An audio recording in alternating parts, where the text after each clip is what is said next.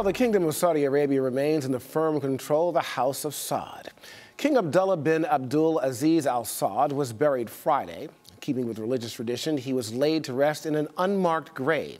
He died Thursday at the age of 90 after ruling for a decade. Well, his half-brother Salman is the new king. He had already been standing in for Abdullah at recent events, but he is 79 years of age and reportedly not in good health. Well, another brother, 69-year-old Prince Mukrin, has already been designated as the next in line to the throne. And in another sign of stability, the current oil minister will continue in his post.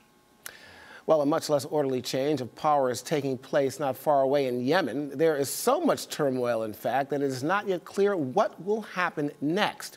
Well, after a week of clashes between government troops and Houthi rebels, the president and his government resigned on Thursday. The Houthi appear to be in control of the capital, Sana'a. There have been huge demonstrations both for and against this takeover. Well, the Houthi are Shia, with backing from Iran. They have been pressuring the democratic government for months. Also a factor is the powerful presence of al-Qaeda in the Arabian Peninsula. The Sunni terror group is believed responsible for at least some of the recent violence in France. Professor Beth Altier teaches courses in transnational security at the New York University Center for Global Affairs, and welcome to the show. Thank you, Troy. How important is Yemen right now on the national stage? We're hearing so much about it and what they can do in terms of tipping the balance of stability in the Mideast. What is your take on this? I mean, I think Yemen is crucial as far as it pertains to the U.S. War on terrorism. I think that if we don't have an ally in Yemen, we'll no longer be able to continue the drone strikes against al-Qaeda in the Arabian Peninsula, and also the funding that we've been given to the military to fight terrorism in the region. Well, you talk about a lot of the far-reaching effects of this government stepping down in part. We've been hearing lately here in this country in terms of what the U.S. may or may not be able to do. There was certain talk that counterintelligence measures would not go on. The Obama administration, the president speaking about that, in fact, this morning in India was saying something differently, that counterintelligence is still, in fact, going on.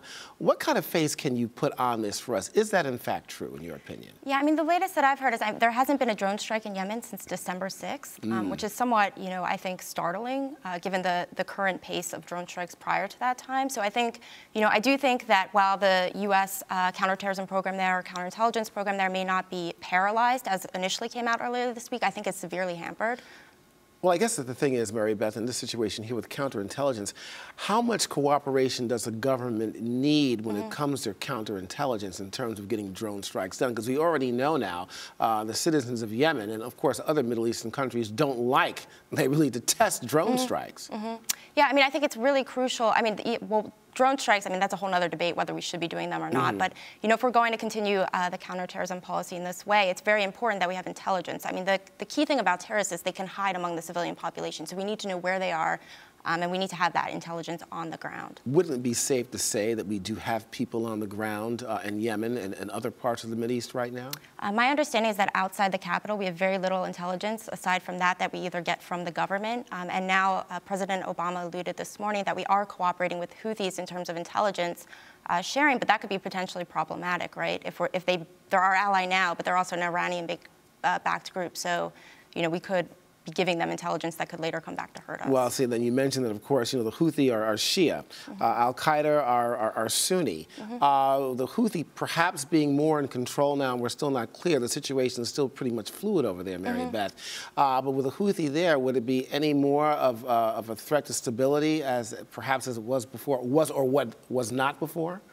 I definitely think it's a huge threat to stability in the region because Saudi, especially as it pertains to Saudi Arabia. So we've just had a regime change there, and now you have, if the Houthi do come to power or gain substantial power within the Yemeni government, you now have a Saudi Arabia that is surrounded by largely Shia-backed governments, right? So this is going to exacerbate the Sunni-Shia divide in the region.